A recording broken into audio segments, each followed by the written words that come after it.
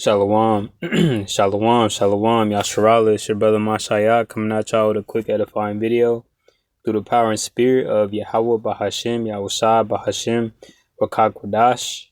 So I want to go into this article or this topic going into proposing and how this new age of proposing is completely off, with a man bowing down on his knee to a woman, giving her a ring. It's just complete and utter madness. So I'm going to go into the history a little bit, and I'm going to pull up some precepts that I got. So it says the history and meaning of proposing on one knee. Why do we propose on one knee? Find out in this article. We don't got to read that. It says proposing marriage is one of the most thrilling moments in a person's life. Perfect blend of excitement, love, and a touch of nervous anticipation. While modern proposals can range from intimate whispers to grand gestures, one tradition has remained steadfast through the ages: the act of getting down on one knee. But where did this tradition come from, and why does it still captivate our hearts today? We don't gotta read that. It says, tracing back the act of kneeling. The tradition of getting down on one knee when proposing can be traced back to medieval times, when chivalry was more than just a romantic ideal.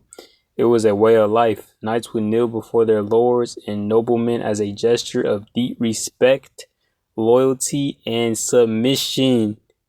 And that's exactly what you're putting yourself into when you're getting on one knee for a woman and proposing to her. It should be the other way around. It should be her proposing to the man on one knee, because you're showing a sign of submission. It says this act wasn't limited to matter of love. It was a sign of honor in many aspects of life, whether bowing before a king or receiving a blessing. Over time, this humble gesture of reverence found its way into the world of courtship, becoming a powerful symbol of a knight's devotion to his lady. As the centuries passed, the act of kneeling during a proposal evolved, yet its core meaning stayed intact. By the time this tradition reached the modern era, it had transformed into a universal expression of love and commitment. When someone kneels to propose today, they're not just following a time-honored custom. They're participating in a ritual that has been shaped by centuries of history, conveying the respect, dedication, submission, and heartfelt intention to share a life together.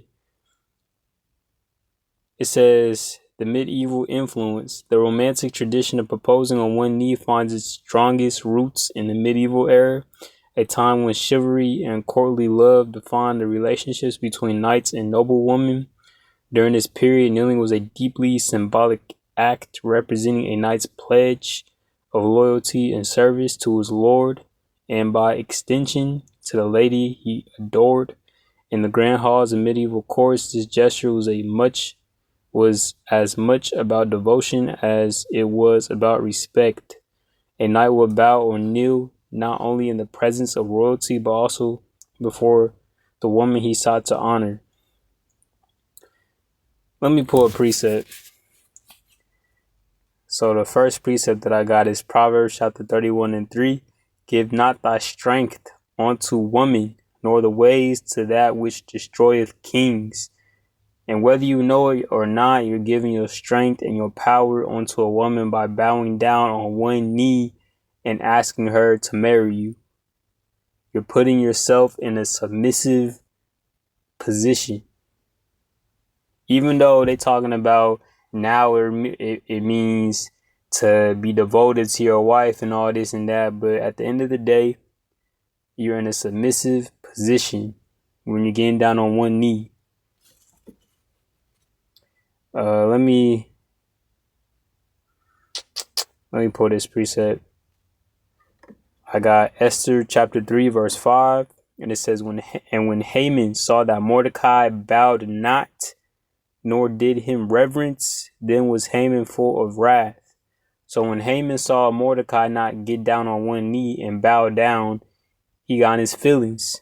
He got angry. He got upset because Mordecai bowing down to him was putting Mordecai in a submissive state by bowing down to this nasty dog Amalekite Haman. But let's hop right back into the article. It says a knight will bow or kneel. Now I read that. This chivalrous influence extended beyond just romantic gestures. The concept of courtly love, where knights will perform noble deeds to win the favor. Listen to this. The concept of courtly love, where knights will perform noble deeds to win the favor of their beloved, to win the favor of the woman they're trying to be with. Putting yourself in a submissive position. The woman is supposed to be coming at you. You're not supposed to be doing this, twisting turns and all this and that to get a damn woman. That's out of order.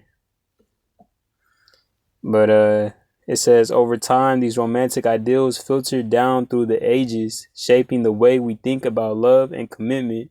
Even today, when someone kneels to propose, they are echoing the medieval belief in honoring one's partner with a gesture that signifies both humility and deep emotional connection and submissiveness.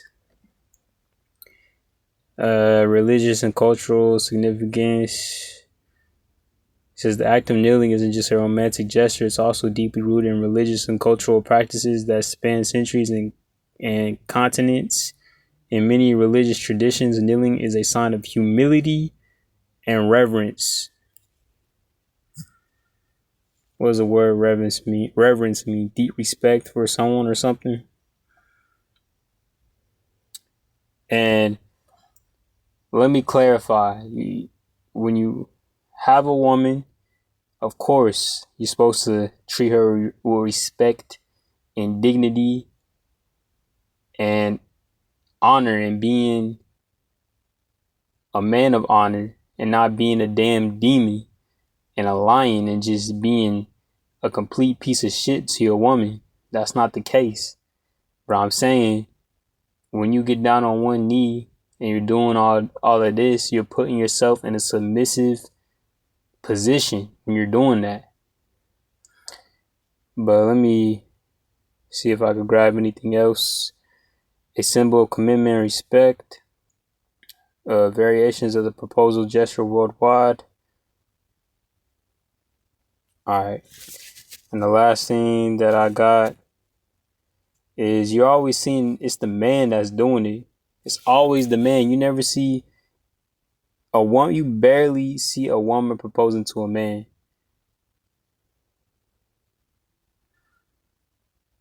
It's always look at this, man. You cannot tell me he is not putting himself in a submissive position.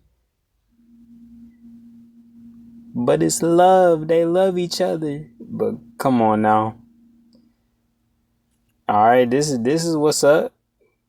Alright. Yeah, that's how it's supposed to be. Yep.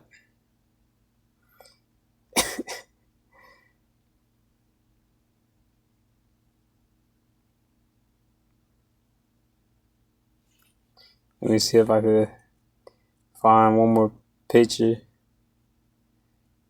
of a man being a complete buffoon. This is absolutely wicked. Leviticus 18:22. You shall not lie with mankind as you do a womankind. It is an abomination.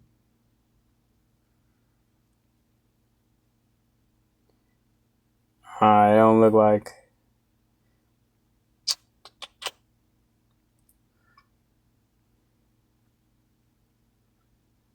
Like, look at this.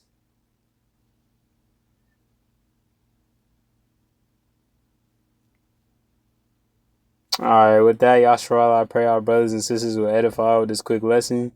I want to give all praises, honor, and glory to Yahweh, Bahashim, Yahushua, Bahashim, Rakak Wadash. With that, Shalom.